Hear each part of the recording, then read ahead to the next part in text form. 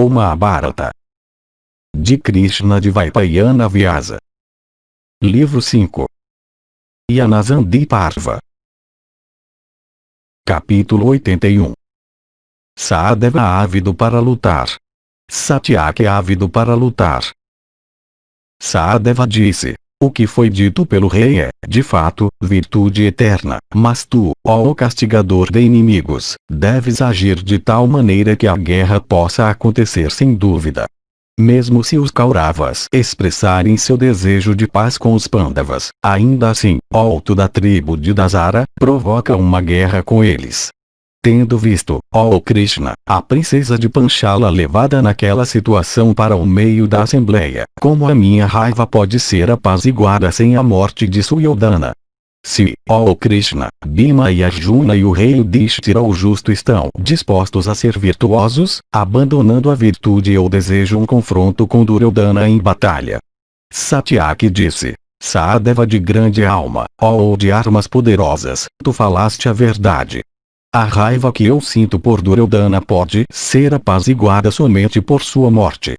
Tu não te lembras da raiva que tu também sentiste ao ver nas florestas os Pandavas aflitos vestidos em trapos e camurças?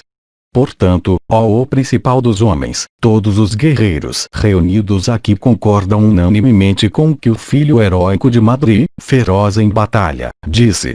Vaisampayana continuou. A essas palavras de Duryodhana de grande alma, o rugido leonino foi dado por todos os guerreiros reunidos lá.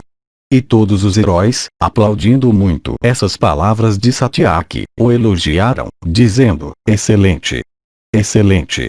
E ansiosos para lutar, todos eles começaram a expressar sua alegria.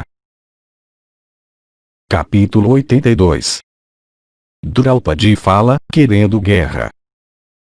Vaisampayana disse, ouvindo as palavras pacíficas do rei que eram repletas de virtude e lucro, a filha do rei Drupada, Krishna, de longos cabelos negros, atormentada com grande angústia, aplaudindo Sahadeva e aquele poderoso guerreiro em carro Satyaki, se dirigiu a Madhava sentado ao seu lado.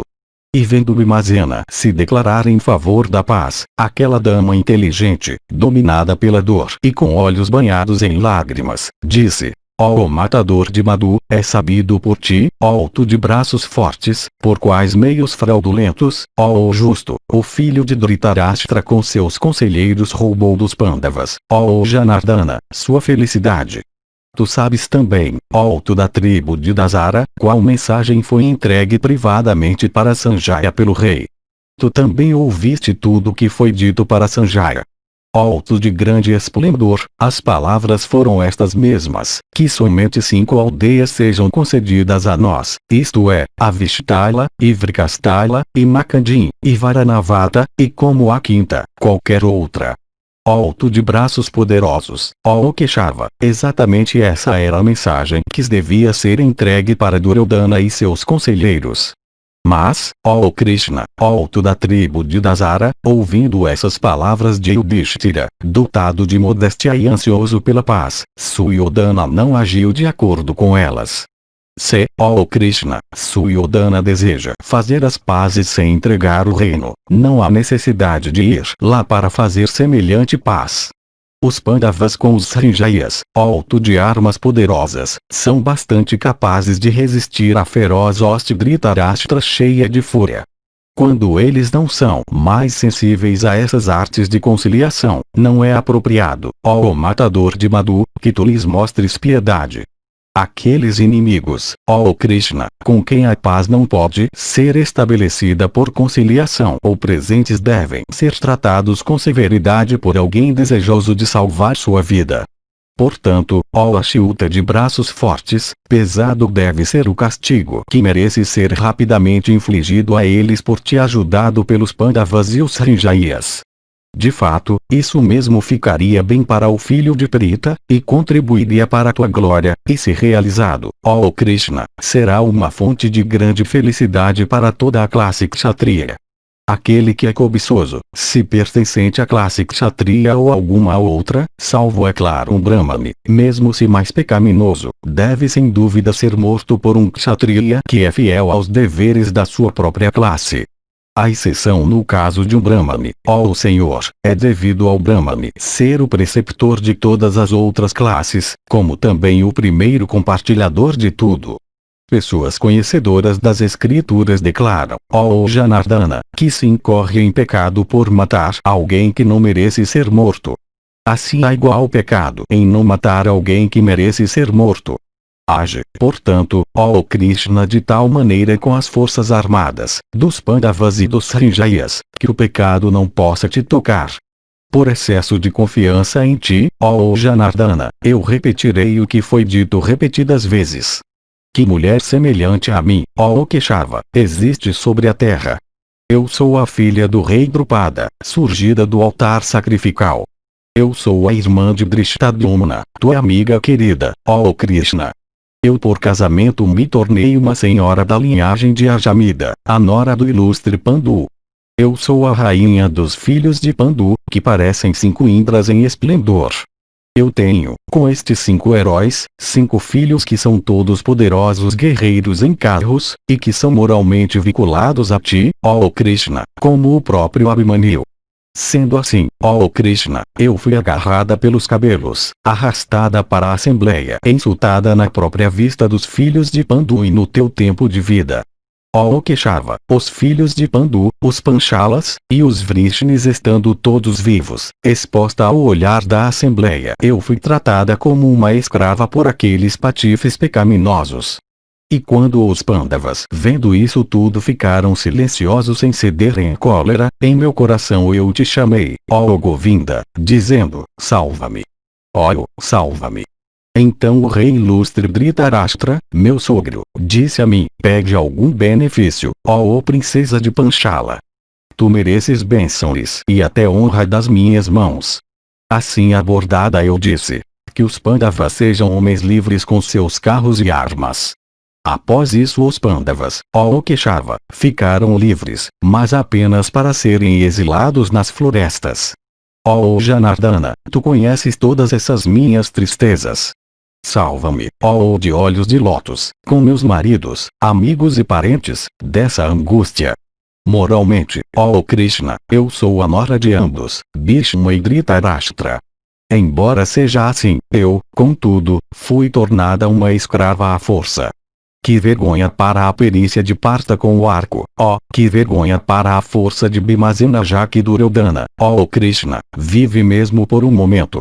Se eu mereço algum favor das tuas mãos, se tu tens alguma compaixão por mim, que a tua ira, ó Krishna, seja dirigida para os filhos de Dhritarashtra.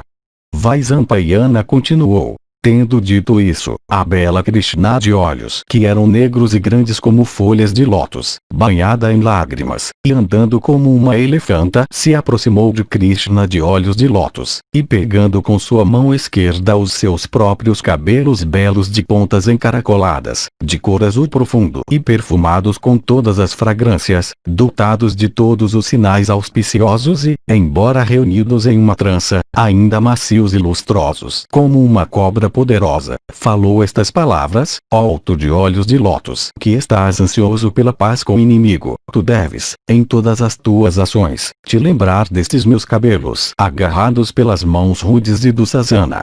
Se Bhima e Arjuna, ó Krishna, se tornaram tão baixos a ponto de ansiar pela paz, meu pai idoso então com seus filhos guerreiros se vingarão por mim em batalha.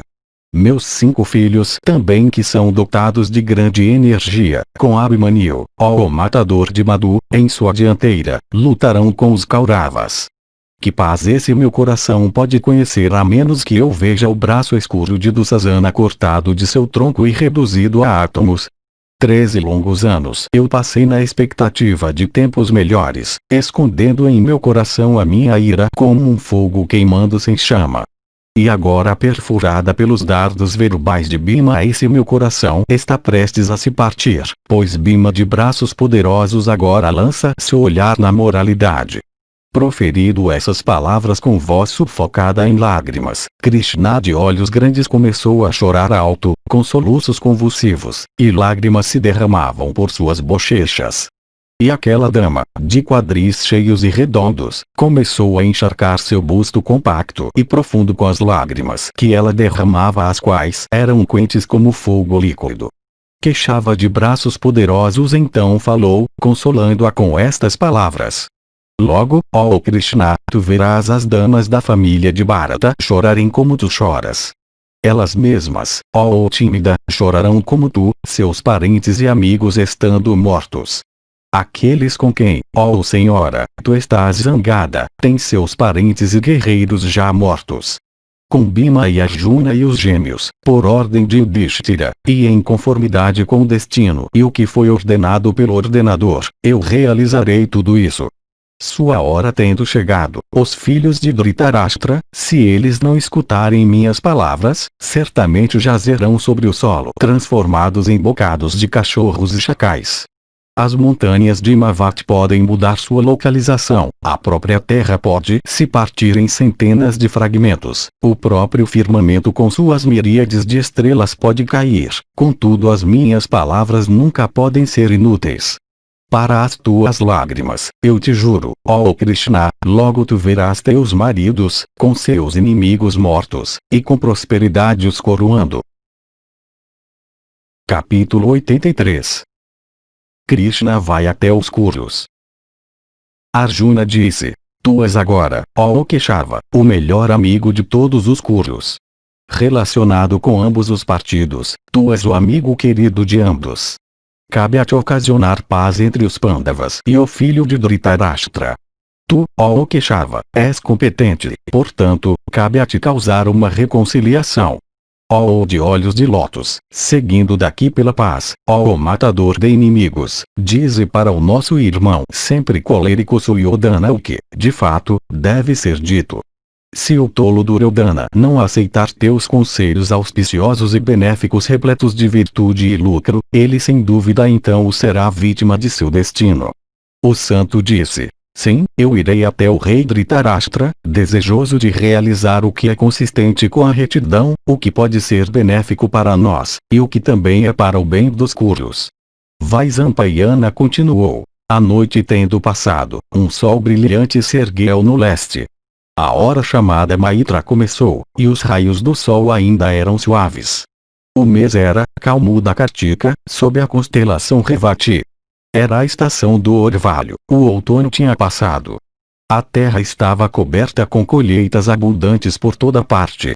Foi em tal época que Janardana, a principal das pessoas poderosas, no desfrute de saúde excelente, tendo ouvido as palavras auspiciosas, de som sagrado e gentis de Brahmanes gratificados, como o próprio Vasava, ouvindo as adorações dos rishis celestes, e tendo também passado pelas ações costumeiras e ritos da manhã, se purificou com um banho, e enfeitou seu corpo com unguentos e ornamentos, e adorou o sol e o fogo.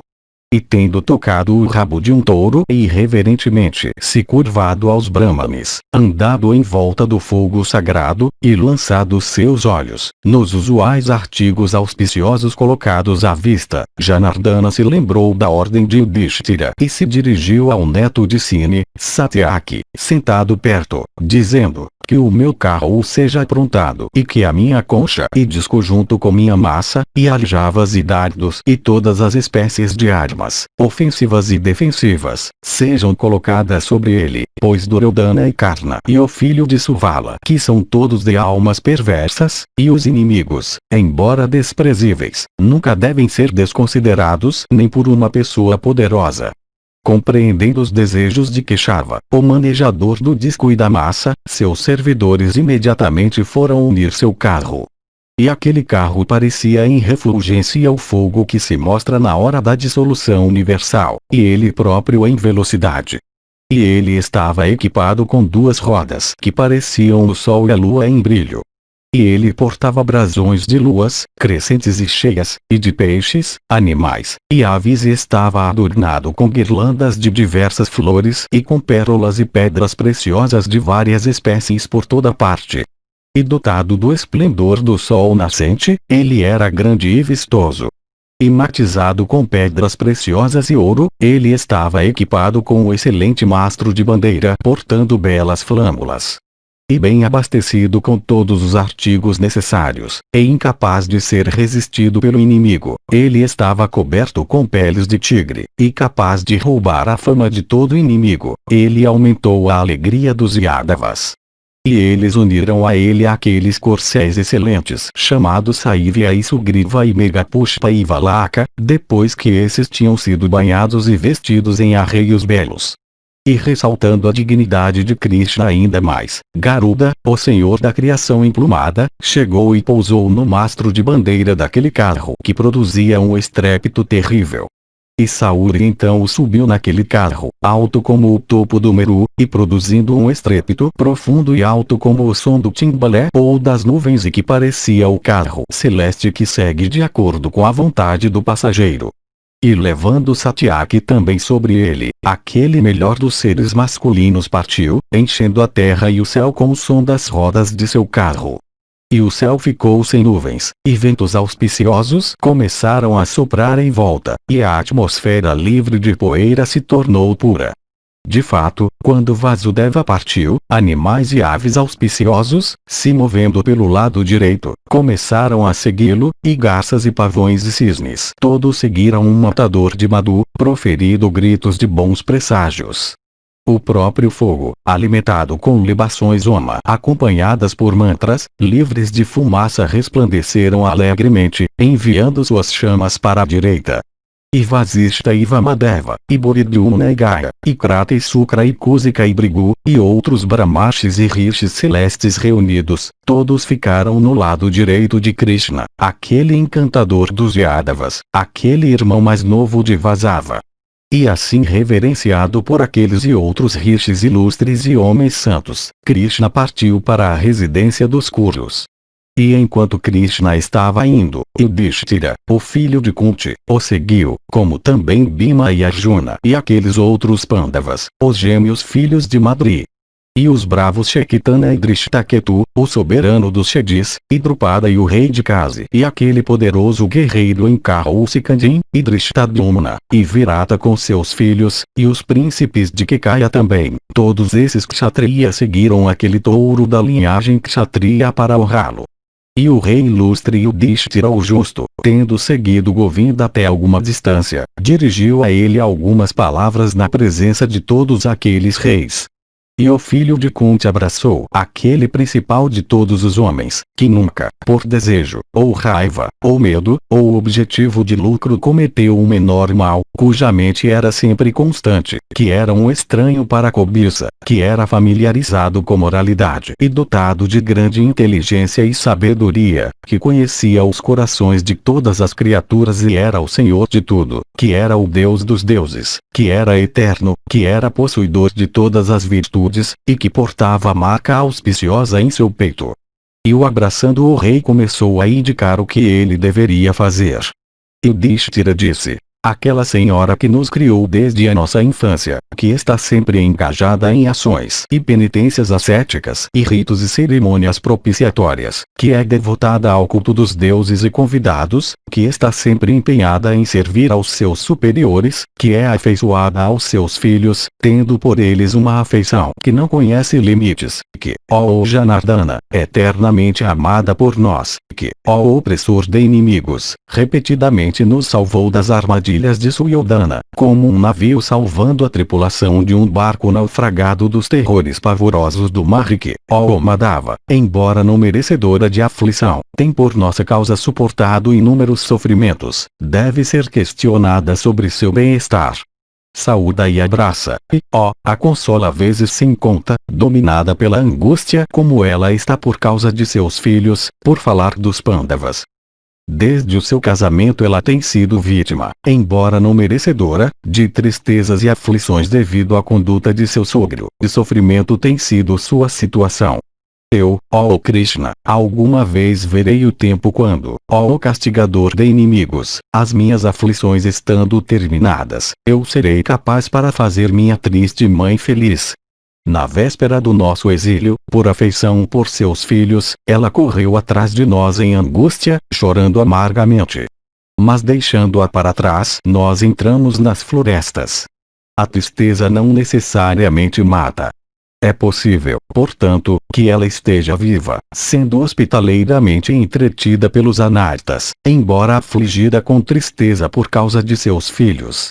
Ó Krishna glorioso, saúda ela por mim, o rei Kuru Dhritarashtra também, e todos aqueles monarcas que são superiores a nós em idade, e Bhishma, e Drona, e Kripa, e o rei Valika, e o filho de Drona e Somadatta, e de fato, todos da família Bharata, e também Vidura dotado de grande sabedoria, aquele conselheiro dos Kurus, de intelecto profundo e conhecimento íntimo de moralidade, devem todos, ó matador de Madhu, ser abraçados por ti. Tendo na presença dos reis dito essas palavras para Keshava, Yudhishthira, com a permissão de Krishna, retornou tendo a princípio andado em volta dele. Então Arjuna, prosseguindo uns poucos passos, em seguida falou para seu amigo, aquele touro entre homens, aquele matador de heróis hostis, aquele guerreiro invencível da tribo de Dasara. É conhecido por todos os reis, ó Govinda ilustre, que em nossa consulta foi decidido que nós deveríamos pedir o reino de volta. Se sem nos insultar, se te respeitando eles honestamente nos derem o que nós exigimos, então, ó de braços poderosos, eles me agradarão imensamente e escaparão de um perigo terrível. Se, no entanto, o filho de Dhritarashtra, que sempre adota meios impróprios, agir de outra maneira, então eu sem dúvida, ó Janardana, aniquilarei a raça kshatriya. Vaisampayana continuou. Quando Arjuna disse essas palavras, Vrikudara ficou cheio de alegria. E aquele filho de Pandu tremia continuamente de raiva, e enquanto ainda tremia de raiva e com deleite que encheu seu coração ao ouvir as palavras de Dhananjaya, ele deu um grito terrível. E ouvindo aquele seu grito, todos os arqueiros tremeram de medo e corcéis e elefantes foram vistos expelir urina e fezes. E tendo-se dirigido a Keshava, então lhe informado de sua resolução, Arjuna retornou com a permissão de Janardana, tendo primeiro o abraçado. E depois que todos os reis tinham desistido de segui-lo, Janardana partiu com o coração alegre em seu carro puxado por Saivya, Sugriva e outros. E aqueles corcéis de Vasudeva, incitados por Daruka, seguiram adiante, devorando o céu e bebendo a estrada. E em seu caminho Keshava de braços poderosos encontrou alguns rishis que resplandeciam com brilho brâmico, permanecendo em ambos os lados da estrada. E logo descendo de seu carro Janardana os saudou reverentemente. E reverenciando-os devidamente, ele lhes questionou, dizendo, a paz em todo o mundo. A virtude está sendo devidamente praticada. E as outras três classes são obedientes aos brahmanes. E tendo-os adorado devidamente, o matador de Madhu outra vez disse, onde estiveram vocês coroados com êxito? Para onde vocês irão, e para que objetivo? O que também eu farei por vocês? O que trouxe suas pessoas ilustres para a terra? Assim abordado, o filho de Jamadagni, o amigo de Brahma, aquele senhor dos deuses e asuras, se aproximou de Govinda, o matador de Madhu, o abraçou, e disse, os rishis celestes de atos piedosos e brahmanes de extenso conhecimento das escrituras, e sábios reais, ó Dasara, e ascetas veneráveis, essas testemunhas, ó ilustre, das façanhas antigas de deuses e asuras, estão desejosos de ver todos os kshatriyas da terra reunidos de toda parte, como também os conselheiros sentados na assembleia, os reis, e tu mesmo, a encarnação da verdade, ó Janardana. Ó Keshava, nós iremos para lá para contemplar essa visão extraordinária. Nós estamos também ansiosos, ó Madhava, para ouvir as palavras repletas de virtude e lucro que serão faladas por ti, ó castigador de inimigos, para os Kurus na presença de todos os reis. De fato, Bhishma, e Drona, e outros, como também o ilustre Vidura e tu mesmo, ó tigre entre os Yadavas, vocês todos estarão reunidos juntos em conclave. Nós desejamos, ó Madhava, ouvir as palavras excelentes, sinceras, e benéficas que tu proferirás e eles também, ó Govinda. Tu estás agora informado do nosso propósito, ó tu de armas poderosas. Nós te encontraremos novamente. Vai para lá com segurança, ó herói. Nós esperamos te ver no meio do conclave, sentado em um assento excelente, reunindo toda a tua energia e poder. Capítulo 84. Presságios ao longo do caminho. Vaisampayana disse: ó batedor de inimigos, quando o filho de Devaki de armas poderosas partiu para Hastinapura, 10 poderosos guerreiros em carros, capazes de matar heróis hostis, completamente armados, seguiram em sua comitiva.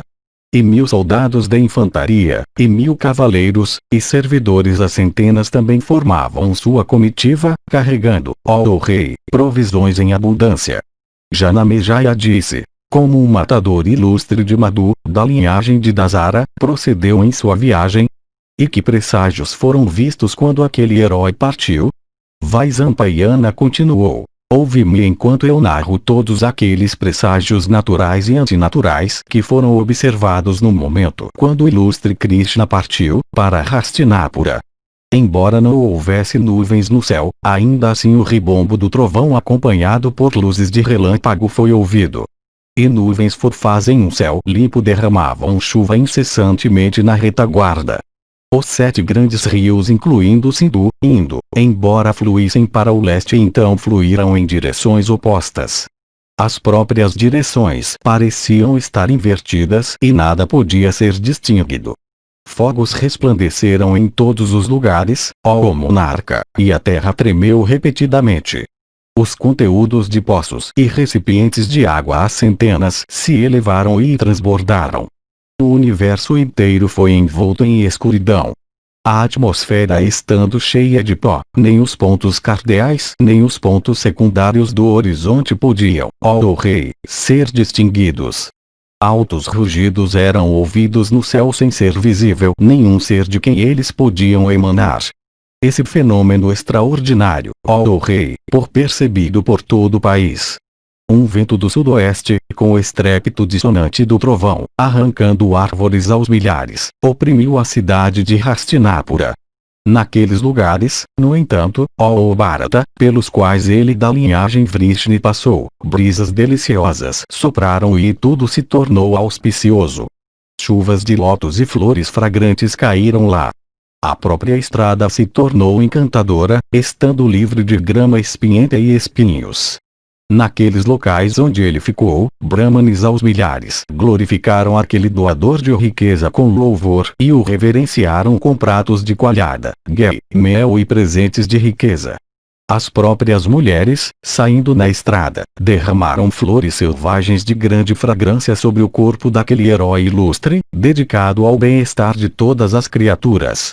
Ele então chegou a um local encantador chamado Salibhavana, que estava cheio de todos os tipos de colheitas, um local que era encantador e sagrado, depois de ter, ó touro da raça Bharata, visto várias aldeias cheias de abelhas, e pitorescas para a visão, e deleitáveis para o coração, e depois de ter passado por diversas cidades e reinos. Sempre alegres e de bom ânimo, bem protegidos pelos Bharatas e, portanto, livres de todas as ansiedades por conta dos projetos dos invasores, e não familiarizados com calamidades de nenhum tipo, muitos dos cidadãos de Upaplavya, saindo de sua cidade, permaneceram juntos no caminho, desejosos de ver Krishna.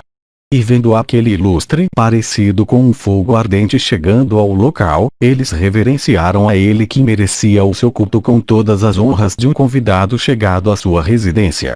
Quando finalmente aquele matador de heróis hostis, Keshava, chegou a Vrikastala, o sol parecia avermelhar o céu com seus esparsos raios de luz.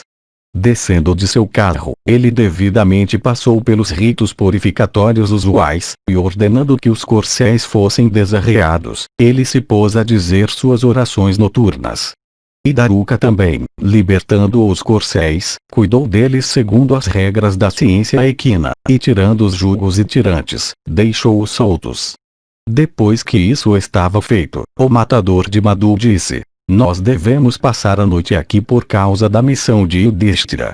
Averiguando que essa era sua intenção, os servidores logo fixaram uma residência temporária e prepararam em um instante comida e bebida excelentes. Entre os Brahmanes, ó rei, que residiam na vila, aqueles que eram de descendência nobre e elevada, modestos, e obedientes às injunções dos Vedas em sua conduta, se aproximaram daquele castigador ilustre de inimigos, Krishikesa, e o honraram com suas bênçãos e palavras auspiciosas. E tendo honrado a ele da linhagem de Dasara que merecia a honra de todos, eles colocaram à disposição daquela pessoa ilustre suas casas, cheias de riqueza. Dizendo para eles basta.